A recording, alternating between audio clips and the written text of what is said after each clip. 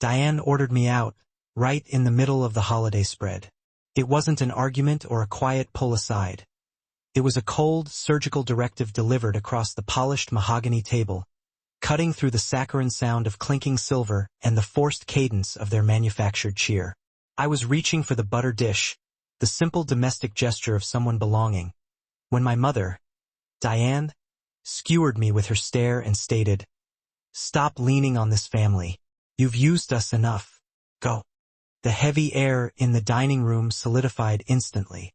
Every muscle in the room tightened. Gordon, my father, kept his gaze fixed on the perfectly arranged cranberry glaze on his plate. His silence a familiar, gutless surrender. Luke, sinking further into his chair, pretended the non-existent notifications on his black phone screen were fascinating. Evan, always theatrical, couldn't quite hide the thin, satisfied smirk blooming around the rim of his Cabernet glass. For a beat, I was perfectly paralyzed. The crystal chandelier overhead poured its familiar, hazy gold light over me. The same light I once trusted as a child, believing warmth and brightness equated to sanctuary. From the perspective of the street, this house was a postcard of tradition. The flawlessly tied wreath, the shimmering glazed ham, the bursts of laughter that sounded authentic only if you kept your ears slightly muffled. But inside these walls, you learned the precise translation of every held breath and every deliberate silence. My name is Mara Jensen. I am 42 years old, and for more than a decade, I have been the silent, inexhaustible solution. I covered Luke's mounting defense fees for his various scrapes, funded Evan's private tuition transfer for his son Caleb, and reliably handled my parents' escalating utilities during their perennial tight spells. I wrote those checks because I operated under the desperate, childish delusion that sheer financial indispensability would eventually purchase me real, unconditional acceptance at this table. Diane's favorite, self-serving mantra was always, "Strong women carry the family."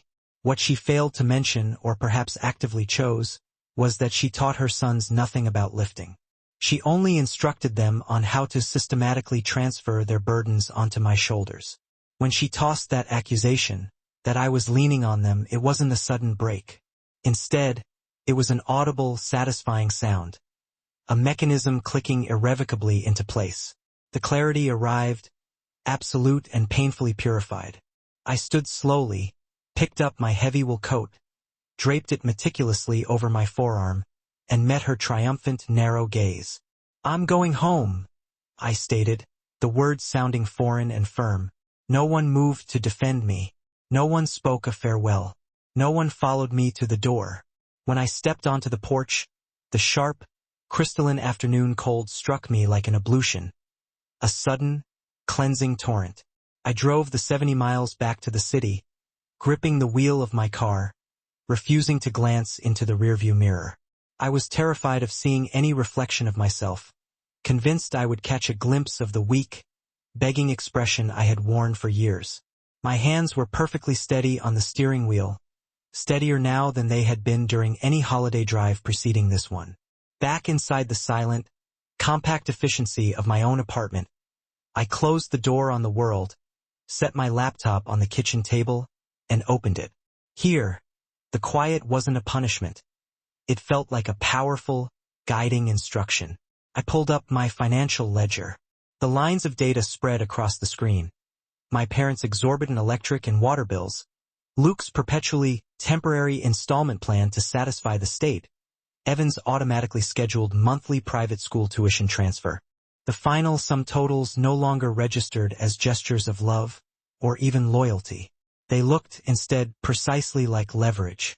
I immediately navigated to the bank interface and turned off every single autopay function. Accounts I had been funding consistently for the better part of a decade blinked out of existence. The routine utility payments, the necessary installment plans, the expected routine help, all severed. Then I reached the file for Pine Hollow, the rustic cabin they constantly referred to as the family place. Despite the fact that I paid the steep propane bills and maintained the internet connection, receiving only flimsy excuses whenever I asked to actually join them there. Cancel. Confirm. Done. Each confirmation email that populated my inbox felt like a physical expulsion of stale air. a deep breath I had unknowingly held for years.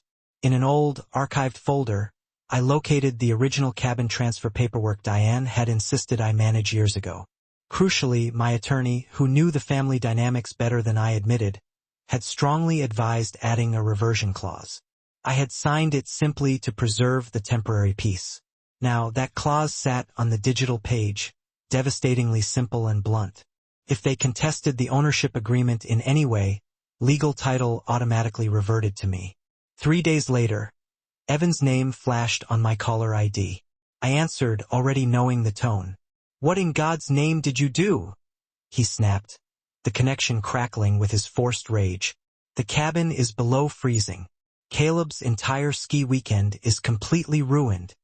"I stopped paying for things I don't use," I replied, my voice measured and low. He tried to quickly drape his panic in grand, heavy words like loyalty, obligation, and sacrifice. I let him rant, listening patiently until the sound ran out of his throat and he was simply gasping for rhetorical air. Then I delivered the clean dismissal. "Mom told me to stop leaning on the family." I ended the call. 2 days after that, a heavy, thick envelope landed in my city mailbox. It bore the prestigious letterhead of a downtown law office, naming Diane as the petitioner. The document was a thinly veiled legal petition claiming emotional distress and gross misunderstanding concerning the transfer terms. She wanted the cabin back. I called my lawyer, Mark. He took the details, scanned the incoming petition quickly via email, and then stated, almost kindly, "Mara, congratulations. They just officially triggered the reversion clause. Pine Hollow is entirely yours again. Effective immediately." I selected a classic, brightly lit diner near their old neighborhood. A neutral, public space, bright enough and busy enough to mandate basic civility. I arrived early, slid into a worn vinyl booth tucked against the back wall, placed a modest manila folder on the Formica tabletop, and watched the entrance. They arrived with the practiced cohesion of a military unit, a front designed to intimidate. Diane marched in first, her chin lifted high, her eyes sharp and predatory. Gordon followed, his shoulders slumped lower than I remembered, trailed by Luke, whose face was startlingly pale against the harsh overhead lights. Evan swaggered in last, restless knee bouncing immediately, attempting to project confidence that wasn't there. I remained seated. I nudged the laminated menu aside and opened my folder. Diane's voice, when she finally spoke, was too sweet, deliberately pitched to sting. "Mara, darling, this has gone far enough. You've certainly made your point." "I didn't file anything," I corrected her softly. "You did." Her carefully managed smile twitched violently. "We were forced. The state of the cabin. The cabin is mine again." I cut in, my voice as calm and cool as tempered glass. "The absolute moment you contested the original transfer agreement, the reversion clause automatically activated.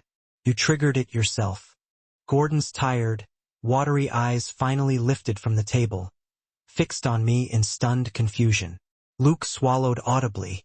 Evan tried to scoff dismissively, but the sound caught in his throat and wobbled. I slid the next few pages of the folder across the sticky tabletop. They were years of detailed payments, meticulously itemized and neatly totaled. Utilities, tuition, lawyers' fees, countless repairs. The harsh fluorescent diner lights glinted off the ink, making the numbers look like tiny, sharp blades. Luke leaned forward, genuinely shocked. "You paid all of this?" "Yes," I said, meeting his gaze without flinching, because I genuinely believed that being useful was the only way to be loved. Diane shoved the papers back toward me using just 2 elegant, dismissive fingers. "Families help each other, Mara. That's what we do." "Then help each other?" I countered, pushing the folder back firmly. "Without me as the primary resource." Evan leaned halfway across the table, his composure finally cracking. "So that's it? You're cutting us off completely?" "No," I answered, rising slowly, smoothing the expensive wool of my coat over my hip. "I'm setting myself down. There is a profound difference." I picked up my purse and then, very deliberately, placed my key ring squarely in the center of the table. The gleaming brass key for Pine Hollow, polished and distinct, caught the overhead light. I will not fund a life where I am treated like an automated teller machine with disposable feelings. Gordon whispered my name once, low and weak, but the sound was just a pathetic, ingrained habit, devoid of real feeling. I walked away into the brittle, late afternoon, the small brass bell above the diner door chiming one single, clear note behind me. For the first time in my adult life, the crushing weight I had carried on my shoulders didn't just lessen. It dropped away completely, final and clean. That night, I slept soundly for the first time in years, without bracing myself for the inevitable emergency phone call.